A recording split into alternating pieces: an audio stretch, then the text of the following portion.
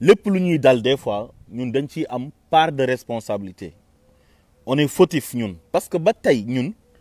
xamaguñ nan la ñuy falee nit xamuñ ban façon nit la ñu war a tànn te gis nga nit ki bala nga kaa fal da ngay xam mooy kan xam jaar-jaaram maanaam parcours am xam lan la capable pour def ak lu mu capableul pour def maanaam dañoo war def enquête de moralité ci ay nit ñi nga xam ne ñoom la ñuy fal poste électif ak poste nominatif yëpp ah voilà poste électif ak poste nominatif parce que su fekkee da nga élire président de la république dafa war a nekk une personne de valeur xam nga qui est de bonne foi yore jikko boo xamante ni jikko bu rafet la nekk référence am jaar-jaar boo xam ne jaar-jaar bu mucc ayib la nga soog ko fal mais pas koo xam ne dafay ñëw victimiser wu rek nga fal ko Sénégal nag ñoom noonu la ñuy falee nit xam nga par sentiment la ñuy falee nit kii moo rafet kii séeréer la sama mbokk séeréer yi votel ko kii joolaa la sama mbokk joolaa yi votel ko kii pël la sama mbokk pël yi votel ko kii ci tarixa bii la bokk ñu votel ko xam nga wala kii Casamance la dëkk waa Casamance dañ koy jàppale wala Kaolack la dëkk wala Tamba wala feneen ak feneen loolu fekk ñu ngi ciy tànnee nit rek dañuy am problème mu njiit gis nga boo xasee ba nekk sénégalais yow sénégalais nga quoi li gën a am solo mooy sénégalité bi maanaam sénégalais bi nga nekk loolu moo ëpp solo waaye kanta affaire yi communautariste loolu nit ki la intéressé affaire yi ethnie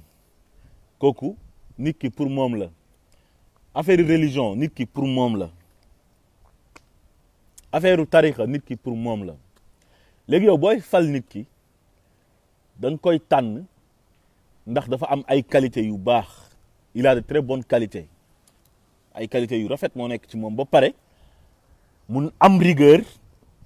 fekk Sénégal ci ay jafe-jafe mu jëlee ko ci jafe-jafe yooyu noonu loolu c'est très important parce que dama dégg député Abdou Bara Mbacké Dolly keroog Sen TV mu wax boo xamante ni c'est très grave c'est dangereux wax boobu noonu dafa am wax yoo xam ne boo nekkee responsable rawatina nga nekk représentant du peuple à l'Assemblée nationale maanaam yow waroo sax di wax yooyu noonu parce que c'est grave c'est catastrophique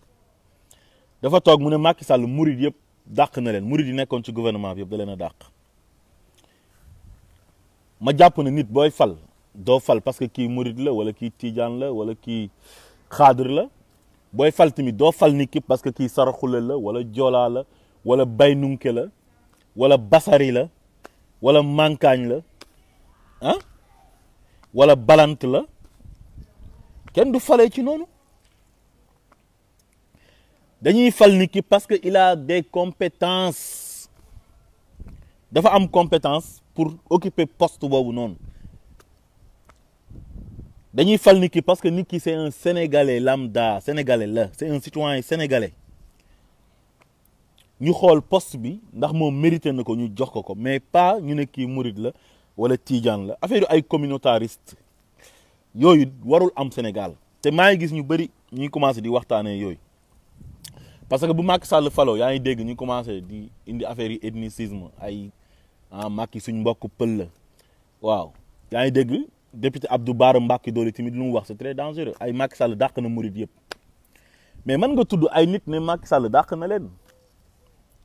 mais bul wax ne ñii ay murid lañ moo tax Macky Sall dàq leen loolu rafetut ñun li ñu intéressé mooy compétence nit ki même bu nekkee athée di sénégalais ne man gëwuma dara kooku ça n'engage que lui moom la engagé man tey su ma nekkoon député à l'Assemblée nationale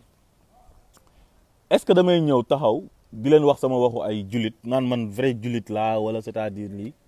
mais intéressé wul nit ñi kooku sama diggante ak yàlla la su may pratiquer su ma paree laay dem si jàkka ji dem julli wala ma dem sama kër jaamu ji yàlla su ma nekkee murid timit kooku pour man la intéressé wul sénégalais yi su ma nekkee tijaan même chose man sénégalais lu tax ñu tànn ma yóbbu ma assemblée nationale pour seen ay problème la ma défendre le peuple sénégalais j'ai été élu uniquement pour défendre le peuple sénégalais kon loolu su ma demee damaa war a sàmmonteeg moom c'est très important moo tax si début bi mën a leen dafa am ay nit yoo xam ne ñoom la ñu war a fal que ça soit poste électif wala poste nominatif soo falee ki nga xamante ni moom mooy nommé mu nekk nit koo xamante ni c'est un homme de valeur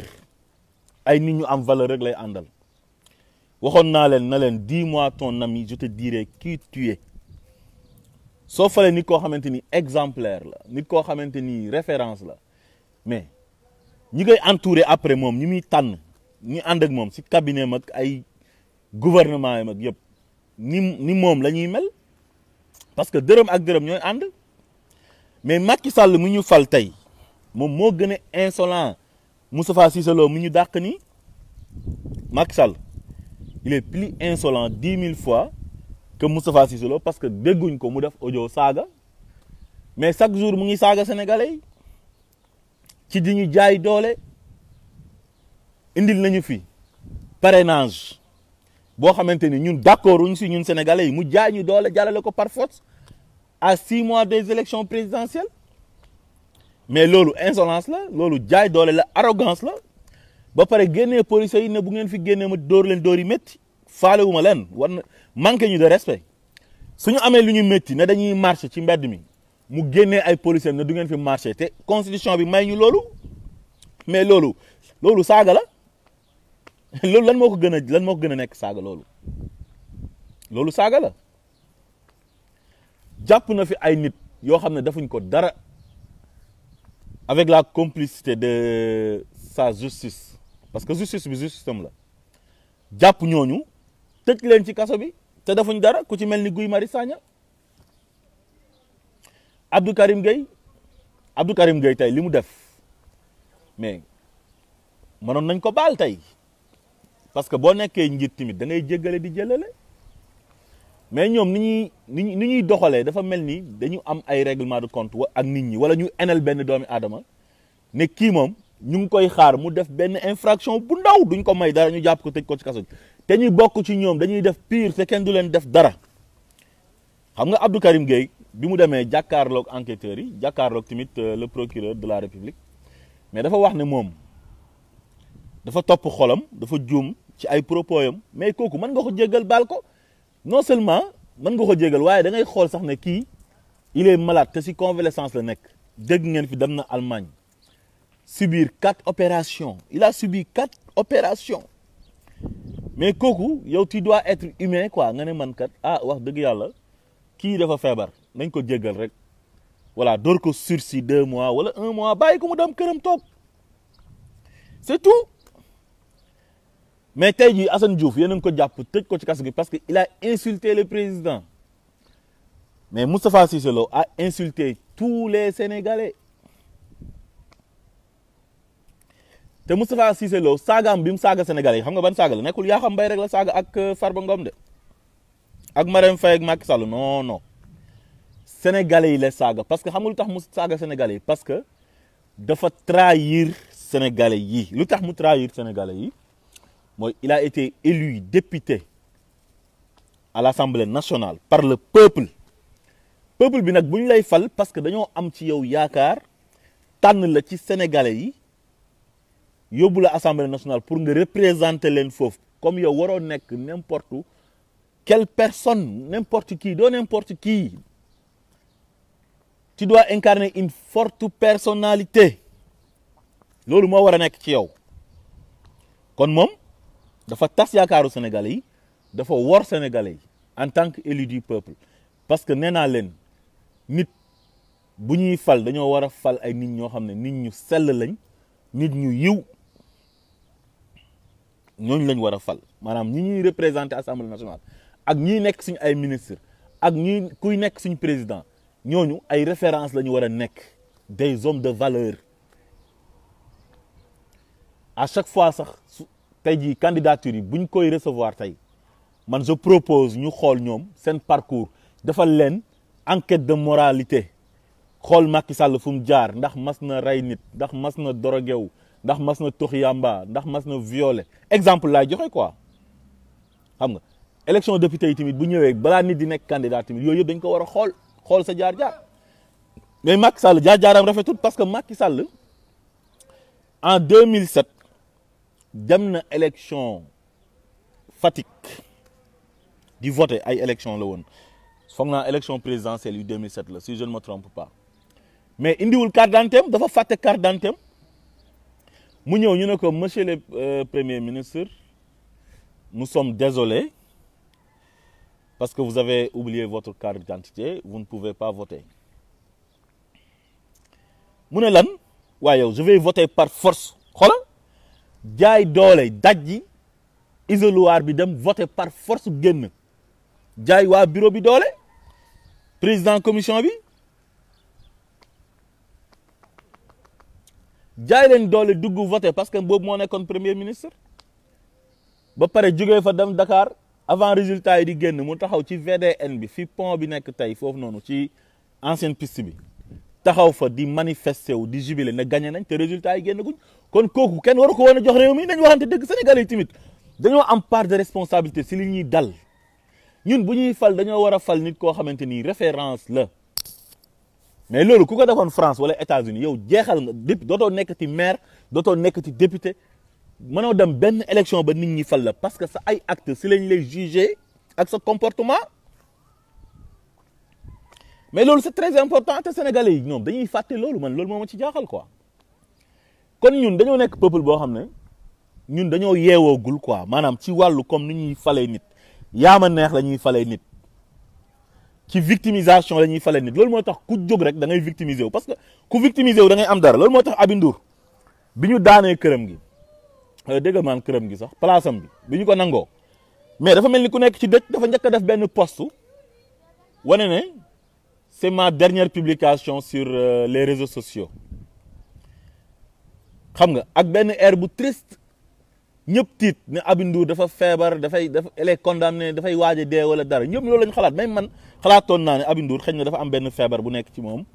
xëy na day tàggatoo quoi ndeke soxna si cantine lañ nangu ci moom te pendant ce temps am na ñoo xam ne seen ay kër lañ démolir daane ko daane seen ay kër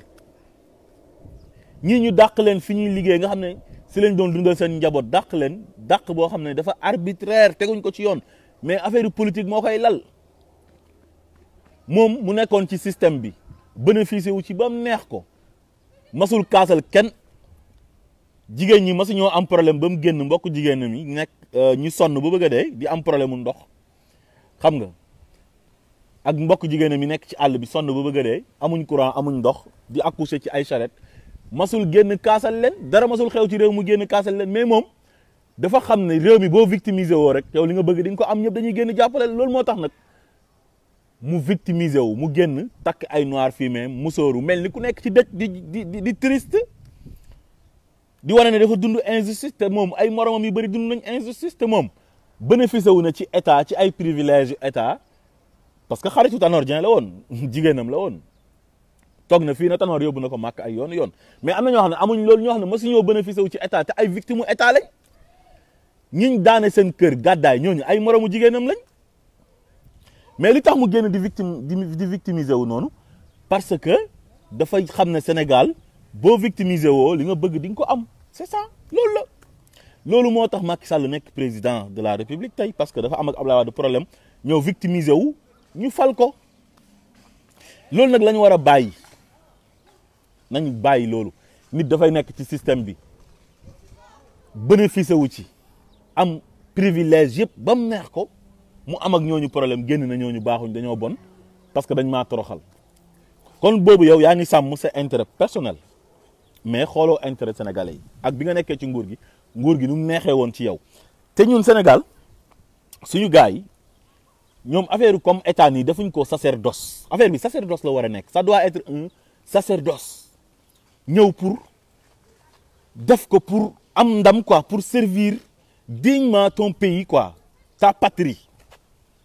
loolu affaire bi loolu la war a nekk man tey jii su ma demee bëgg a nekk président de la république dama koy def parce que dama bëgg a servir sama réew ci sama xam-xam bu ma am ak sama expérience bu ma am président bu faloo su ma nommé ministre man damay ñëw accepter poste bi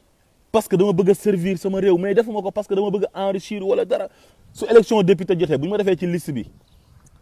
damay dem parce que dama bëgg man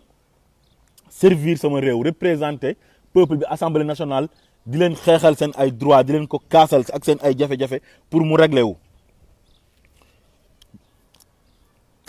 loolu mooy sacerdoce mais gars yi malheureusement ñoom mbir mi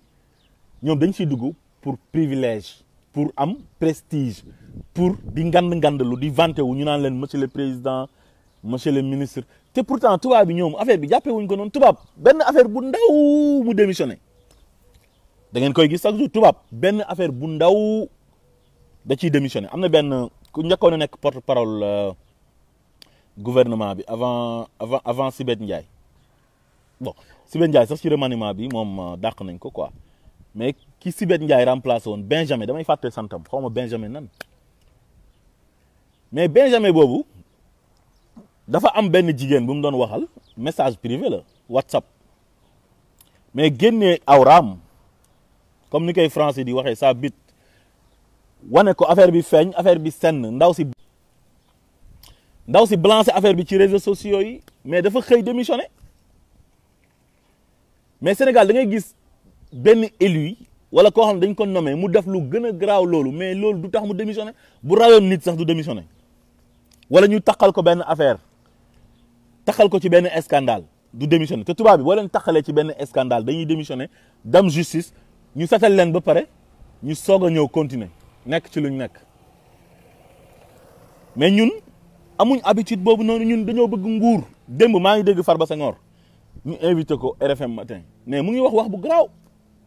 Farba Senghor xam nga lan la wax daf ne nga nekk ci nguur gu naqari moo gën nga perte nguur ba pare Babacar Fall ne ko kon yéen nguur gi dañ ko jàppee daal ne pour di ci noos ak yooyu noonu mu ne non parce que man bi ma nekkee ci nguur gi nekk ministre su ma daan ñëw xam nga damay am flèche ñu escorté ma ba pare damay am ay garde du corps escalier yi day fees ba nit ñi sax duñu am fuñ jaar te instant bi may ñëw ni RFM gisoo ma ànd ak kenn man kenn rek maa ànd xam nga kon kooku mu ngi wane ne nguur gi dafa neex ba tax na ñoom buñ ko pertee dañoo sax mujj dof ba dañoo mujj rallier dem ci Macky Sall pour Macky Sall joxaat leen poste yu ñu amoon parce que dañoo jàpp ne affaire bi noos la nguur gi dañ ko jàppee noos te affaire bi du loolu affaire bi pour servir sa réew la su jeexee da ngay nangu ne jeex na soo waree démissionné nga démissionné ba pare yore comportement bu rafet bu jaar yoon waaye waa APR ma ñëw ci yéen si dàq ngeen dàq Moustapha Cissé Lo yéen Moustapha Cissé Lo yàgg na leen a saagaal ay nit saaga na fi Ousmane Sonko ndey toog fi saaga ko saaga yu bon yu ñaaw saaga yoo xam ne man du ma si jaaraat sax yaa xam mbay oo na fi Guy Marius Sagna saaga ko ndey te Guy Marius Sagna dafa ko dara parce que seen opposant la mu oo ko téléphone di ko saaga ay ndey Moustapha Cissé Lo bi mu leen di saagaal ñoom Ousmane Sonko ak bi muy nekk assemblée nationale di dal ci kaw opposition bi di leen saaga di leen attaqué mais yéen dàqu leen ko woon su fekkee saagakat ngeen di bañ mais da ngeen waroon wax ne ñun kat suñ parti bi dañoo bëgg ay nit ñoo xamante ni ay référence la ñuy nekk soxlawuñ ay saagakat que ça soit nga saaga opposition bi wala nga saaga ñoo xam ne ñu ngi ci pouvoir bi yëpp dañ lay dàq mais yéen moment bi muy saaga opposition bi yéen ko bàyyi seen biir muy neex bu bëgg a dee ci yéen di leen saagaal nit ñi ndey ñu naan Cissé Lo dafa am fit ngeen bàyyi ko ci biir léegi bi mu demee nag ba laal jabaru président bi ak xaritu jabaru président bi si lañ ko dàqee ci parti bi saaga yaa xam ne ko da ngay wat sa nangam ci kanamu Marème Faye mu ci tudd noonu moo tax président wu parti bi jël décision au gars yi na leen dàq leen ko commission de discipline bi te heure bu commission discipline bi dàqee nit Abdou Mbow la ñuy jël yónni ko ci télé yi mu dem pour layal gars yi quoi pour indi prétexte yi quoi Moustapha Cissé Lo bi ngeen ko waree dàq yàgg na comme saagakat la comme dafa insolent te yéen bëggul leen insolence mais war leen woon a xaar ba mu saaga Marième Faye wala mu saaga Yakham Mbaye wala Farba les proches de Macky Sall ngeen soog kaa dàq voilà Awa Niang ci parti bi la bokk. Awa Niang caissière assemblée nationale. Awa Niang waroon ngeen ko dàq. Awa Niang ci groupe bu Benno Bokk Yaakaar bi nekk na fa di saagante ak Aju Mbergane Kanouté sama mbokk Saalum Saalum bi ñoom ñaar saagante nañ ci groupe WhatsApp bu Benno Bokk Yaakaar bi ba pare audio yooyu noonu dafa fuité ñëpp jot ci ñuy tamante dëmm ku nekk di yàq sa morom lu mel ni xeme te dàqu leen Awa Niang moment boobu nag da ngeen waroon a convoquer Awa Niang ci commission discipline bi mook Aju Mbergane Kanouté ngeen dàq leen ci parti bi ne leen ñun soxlawuñu ay saagakat comme ni ngeen ko defee Moustapha Cissé Lo. léegi Yakham Mbaye mu ngi jël ay nit chaque jour di leen dàq yoo xamante ni tegu ko ci yoon da leen di jaay doole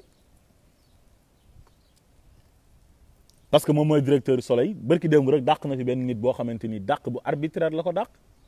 te pourtant nit mën na def faute ci liggéeyam nga sanctionné ko mais pas nga koy dàq ci koo xamante ni borom njaboot la te pourtant waxu leen ko dara yeneen ko bàyyi muy def lu ko neex di toroxal ay nit même Yakham Mbaye boobu noonu bi Macky Sall faloo bees daf kaa fàtte joxu ko benn poste mu jàpp ne Macky daf kaa jàmbu nekk ci rajo yeeg télé yi di attaquer Macky Sall di ko yàq lu mel ni xeme ba pare mu théoriser dynastie Faye Sall c'est Yakham Mbaye qui l'a théorisé moo ko théorisé parce que boobu dafa bëggoon ñu oo ko bi ñu ko oowee ci la dem approché wu Marème Faye nekk suqu Marème Faye parce que xam na ne président bi dafa bëgg jabar ji dafa gëm jabaram jabar ji dafay compter ci pouvoir bi am na ñoo xam ne fal nañ leen jabar ji moo tax ñu fal leen Mbagnick Ndiaye wax na ko fii ñëpp di ko dégg mu ne man ak Matar Ba bu ñu nekkee ministre c'est grâce à Marème Faye kon xam nañ ne Marème Faye day jàpp ci nguur gi buy jëkkër ji di nommé def naan ko nommeel ma sama gars yi loolu moo tax nag yaa xam pour place am dëgër day dem nekk suqu Marème Faye nekk poltron am di dunguru Marème Faye di photo ak moom di lënganteeg lu nekk muy def parce que Marème Faye mooy jabaru président de la République bu Marème Faye nekk toon jabaru président amul soxla ci Marème Faye parce que xam na ne Marème Faye ku jàppale jëkkëram la ku jege jëkkëram la te ku jëkkër ji di déglu la te Moustapha Cissé Lo loolu du ko def léegi nag moo ko Farba comme ñoom ay suqu Marème Faye lañ moo tax Macky Sall di leen yërëm di leen bàyyi ñuy def lu leen neex léegi nag ñu attaqué ki nga xamante ni dafa am fulla am fayda moom nanguwul nekk suqu kenn parce que bi muy ànd ak Macky Sall dafa métti woon jàppale ko ba bi Macky Sall di dund injustice bi ci assemblée nationale dañoo ànd ak moom dundaale le même sort ñoom ñu dàq leen ci parti bi ba pare dàq leen assemblée nationale léegi nag kooku il a tout fait pour Macky Sall il a tout fait pour que Macky Sall soit élu léegi nag ki nga xamante ni moo doon saaga Macky Sall bi Macky Sall faloo bees moom moo ñëw tey dem rangé wu derrière Marème Faye nekk suqam di jaxase président ak ki nga xam ne moom mooy Cissé Lo te Cissé Lo daj na lu nekk ci Macky Sall ak lum insolent sonn na ci Macky Sall te bi muy ànd ak Macky Sall c'était pas évident boobu kenn nanguutoon ànd ak Macky Sall moog Mbaye Ndiaye ak Alioune Badara Cissé ak ñoom Abdou Mbow ñoom ñoo ànd ak Macky Sall ci jamono jooju ak Farba moom am na mérite Farba am na mérite parce que wax dëgg yàlla moom it bi Macky Sall nekkee ci jafe-jafe la ànd ak moom mais Yakham Mbaye moom c'est un vaurien tekkiwul dara daf doon nekk di attaquer Macky Sall pour bëgg am poste bi ñu ko joxee poste bi mu nekk fi ku nekk mu lay saaga di la attaquer ku okk Macky Sall mu dem ci télé bi toog di la xas loolu moo métti Moustapha Cissé Lo ba tax nag mu acharné wu ci kaw Yakham Mbaye di ko envoyé ay vocal te vocal yooyu mënul jógee ci kenn ku dul Yakham Mbaye parce que comme moog Farba la saaga day jël vocal yi transféré ko Farba ne ko déglul saaga yu ñuy sa waay di saaga Farba dem toog Seneweb ñëpp di ko seetaan Seneweb ñu invité ko mu ne Moustapha Cissé Lo daf ñuy saaga ndey man ak Yakham Mbaye brandir téléphone am commencé teg message yi après gars yi dagg affaire bi waa Seneweb mais ci lendemain bi ci la saaga yi génn ci la vocal yi génn ñëpp di si jot mais kon ñooñu nga jàpp ne waroon leen a sanctionné ñoom tamit mais ñoom ñoo divulgué vocaux yi mais ay nit ñu envoyé leen message vocal saaga leen ndey yow soo supprimé woon message yooyu est-ce que nit ñi dinañ ci jot wala su fekkee da nga koy porter plainte pour harcèlement wala injure mais gardel vocaux yi nga dem gendarmerie wala nga dem ci procureur nga porter plainte foofu nga tegal ko vocal yi pour mu am preuve après mu jeex mais ngeen jël vocaux yi ngeen divulguer ko tasaare ko sénégalais yëpp jot ci nit ñi dugal ko ci réseaux sociaux yi ñëpp di dégg Moustapha Cissé Lo di saaga ndey ñëpp di dal ci kawam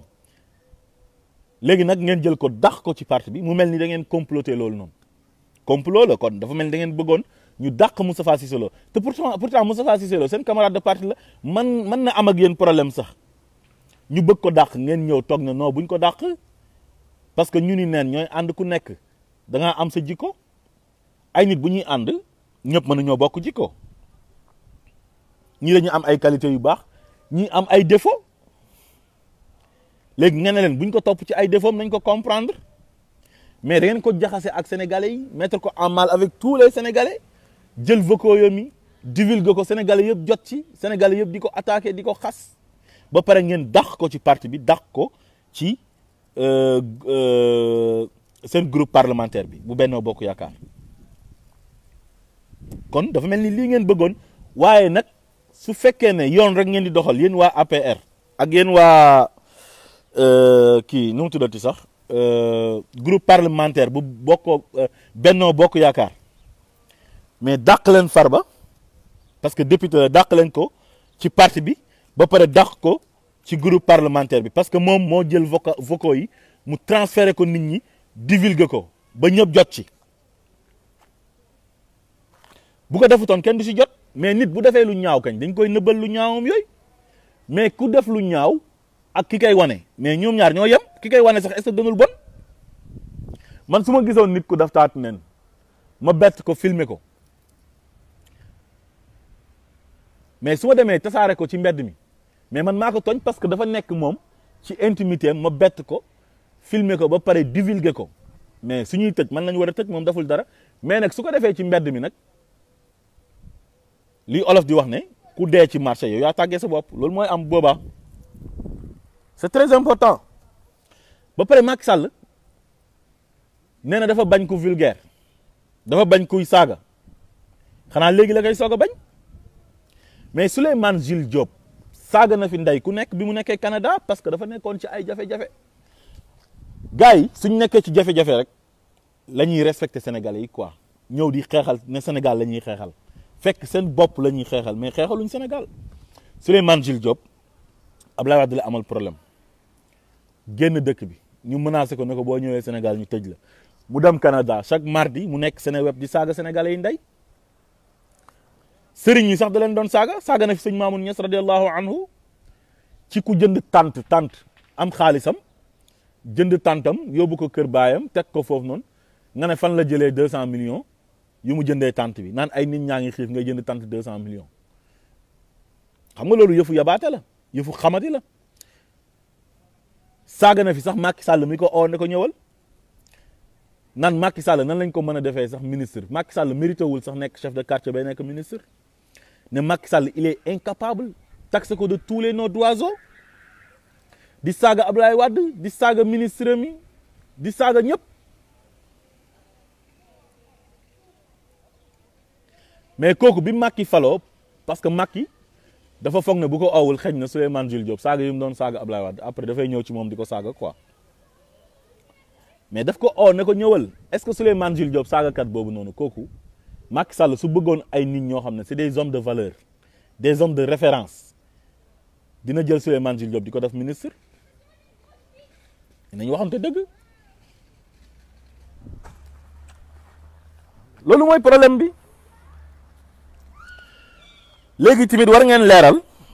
révélation yi Moustapha Cissé Lo def ci biir audio yi parce que buñ xool saaga yi rek buñ xool saaga yi rek il a fait des graves révélations ci biir audio yi nee na dinaa leen weer yéen ñëpp parce que ay sàcc ngeen li ngeen sàcc ci building administratif bi parce que dañ ko doon rénover te rénovation bi def nañ ci ay milliards te xam nga Moustapha Cissé Lo ci seen biir la bokk te moment bi ñuy rénover building administratif bi boobu amagul ak ñoom problème boobu mu ngi nekk ak ñoom ci jàmm su demee ba ne sàcc bi ngeen sàcc ci building administratif bi kon loolu dëgg la Moustapha Cissé Lo du tëb rek di accuser gars yi non je suis désolé mais wax dëgg yàlla Moustapha Cissé Lo bu demee ba ne xaalis bi ngeen sàcc ci building administratif bi c'est parce que dëgg la dafa am ay surfacturation am ay détournement yu ci am loolu il faut ñu leeral ko beneen bi mu wax mooy TER bi gis nga ñu bëri ñu ngi koy coow commencement bi ñu ngi déclaré woon ay 500 et quelques milliards ñu dem ba mu yàgg Ousmane Sonko génn na fi sax ne leen gars yi suñ calculer lu ñu ci def yëpp 1000 milliards la parce que dañoo bëggoon a accélérer affaire bi mu gaaw avant élection yi ñu inauguré ko waa Alstom wax leen ne leen su ngeen bëggee mu gaaw il faut ngeen joxe xaalis bu ëpp bu ngeen joxe il faut ngeen dolli xaalis te loolu dolli nañ ak yeneen frais yoo xamante ni am na ci Cissé Lo nag defaat yeneen révélation ne xaalis bi ngeen sàcc ci TER bi kon foofu tamit am na ay surfacturation waaye tamit am na ay détournement te sénégalais yi bëgg nañ ci ay leeral parce que loolu suñu xaalis la bëgg nañ mu leer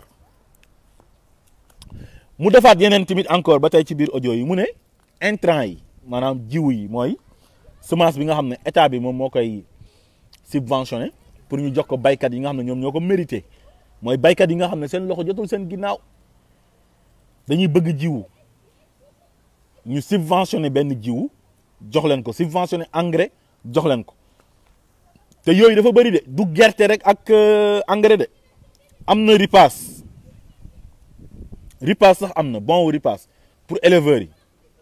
dañ koy subventionné di leen ko jox te tudd na ay nit ñu bëri na jox nañ leen ay tonnes est-ce que ñooñu mérité nañ tonnes yi ñu leen jox est-ce que ñooñu ay borom tool lañ est-ce que sax suñ amee tool lu ñu leen jox ci ay jiw ëppul te nee na am na ñoo xam ne dañoo dem jël bon yi jaay ko ay opérateur jël xaalis bi dugal seen poche te ñi mu tudd ñu tuuti lañ mais loolu yàgg na Sénégal gars yi nekk ci nguur gi ñu ci ëpp dañuy dem uti seen ay xarit seen ay jarbaat seen ay rakk monter leen dossier ne leen monter leen dossier bu ngeen ñëwee dina jàll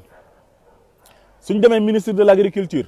mais ñoom ay copains lañ day oo ministre bi na ko jàllaleel dossier bii nii pour sama jarbaat yi wala sama xarit yi ñoom seen liste bi jàll su ko defee ñu am ay bon seen bon yi bu génnee ñu dem jaay ko séddoo ak ministre bi parce que xaalis bu bëri la ay millions la man gis naa ñu ci tabax ay kër ci bon yooyu noonu ñoo xam ne xoola dañuy toog muy dox liggéeyuñ dara ci bon yooyu lañ tabax ay kër laa la wax te loolu xaalisu sénégalais yi la te baykat yi nga xam ne ñoom ñoo ko mérité duñ leen jox sax lu mat une tonne xam nga kon ñi ils sont pas sérieux te loolu tamit war nañ ko leeral bu baax a baax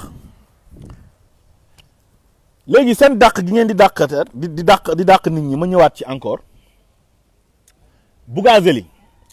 li mu def moo gën a garaaw lu Moustapha Cissé Lo def Moustapha Cissé Lo xam nga dafa saaga te saaga yi message privé la c'est privé dafa envoyé Yakham Mbaye message vocal di ko saaga ay ndey gars yi jël affaire yi divulguer ko pour mettre ko en mal avec les Sénégalais mais am na ku nekk seen biir ñu koy wax Bougazelli mais kooku c'est un délinquant de classe exceptionnelle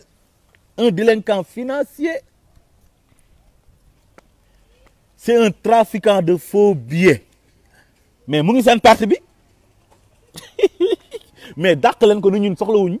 trafiquant de faux billets ñun soxlaatuñ la mais biñ ko jàppee flagrant délit la main dans le sac Sénégalais yëpp yëg ko moo tax ñu poussé ko à la démission ne ko démissionnel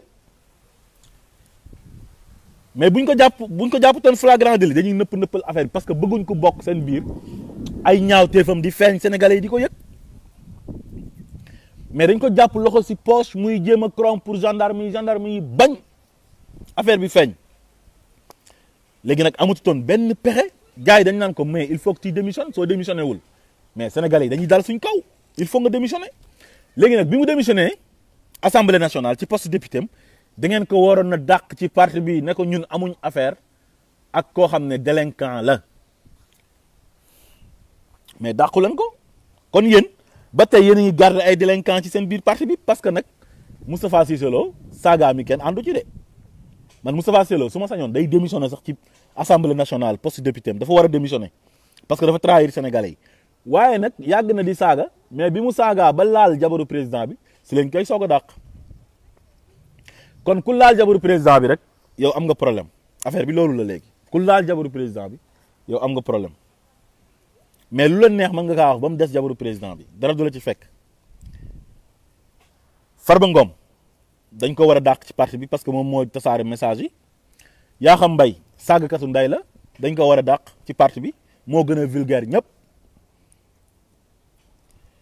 Bougazeli dañ ko war a dàq ci parti bi parce que c'est un trafiquant de faux billets ba pare ñu bàyyi ko muy taxawaalu ci mbedd mi may ko liberté provisoire ne dafa feebar te ñu ko gën a feebar fuuf ñoo nekk Sénégal nekk ci kaso yi mu métti lool te ñooñu defuñ dara Abdou Karim Gueye dafa feebar trop te Abdou Karim Gueye pourtant saagawul ndey Abdou Karim Gueye def ne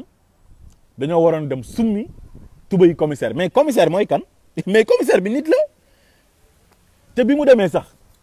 nee na man damaa juum maa ngi jéggalu mais ngeen jéggal ko ñu jël ko tëj ko ci kaso gi di ko toroxal parce que dañ ne boy bi dafay nekk ci réseaux sociaux yi di ñuy attaqué lii occasion la pour ñu jàpp ko toroxal ko bàyyi le grand délinquant de tous les temps muy Bougazeli Seydina Fall muy taxawaalu ñu ne dafa feebar c'est très grave c'est catastrophique dans quel pays sommes-nous ñun Sénégal du dëkk yoon nañ waxante dëgg yoon amu fa mais Guy Marius Sagna nekk référence bu mag ci jeunesse sénégalaise bi ci ni muy xeexee tooñ nañ ko fi ay yoon tëj ko kaso te deful dara peuple am lay défendre di défendre les intérêts de son pays le Sénégal ñu ne àndut ak ñoom daf leen a contre ñu jàpp ko tëj ko ci kaso bi te deful dara ñaata nit lañ jàpp tëj leen ci prison yi te defuñ dara ñaata scandale moo fi am procureur noppi waxul dara parce que scandale yooyu noonu ñi bokk ci nguur gi la te moom bëggut laal ñi ànd ak Macky Sall parce que Macky Sall moo ko teg fu mu toog pour moom bu laalee ñu ànd ak Macky Sall il sera démis de ses fonctions ku la abal bët fu ko neex ngay xool mais nag procureur du caaxaan procureur warul nekk ku ñuy manipuler parce que c'est l'avocat du peuple bu dara xewee moom mooy autosaisiru pour défendre peuple bi bu kenn defee détournement bu amee ay trafiquants de drogue bu ñu rayee nit bu ay scandale yu mag amee ci république bi moom mooy autosaisiru parce que dañ ko teg ne ko c'est toi le maître des poursuites yow yaay poursuivre nit ñi di toppaate yow yaay avocat wu peuple bi le procureur c'est l'avocat du peuple mais nag malheureusement il ne fait pas son job deful liggéeyam su Guy Marius Sagna génnee marche ñëw ba ci buntu palais bi laal giri bi ñu jàpp ko tëj ko kaso su Abdou Karim génnee wax ñu jàpp ko tëj ko kaso Assane Diouf kenn cautionné wul ay saagaam génn na saaga baaluñ ko léegi nag ñoom Mamour Diallo ñi nga xam ne ay 94 milliards la ñuy détourné ñoom Aliou Sall mi nga xam ne mooy rakk président bi ñu tudd ko ci 6000 milliards mook Franck Timis nga xam ne benn tubaab la bu jógee ko de nulle part kenn xamul fu mu jógee ñëw comploter ak rakki président de la république luubal 6000 milliards u sénégalais mujjul fen procureur ñem mosu kaa ñemee oo parce que c'est le petit frère du président président bi génn dem grande mosquée discours boo xamante ni c'est un discours solennel un discours traditionnel boo xam ne daf koy adressé sénégalais yi après chaque prière de Eid al-Fitr wala Eid al-Adha ci discours boobu au lieu que mu wax ak sénégalais yi de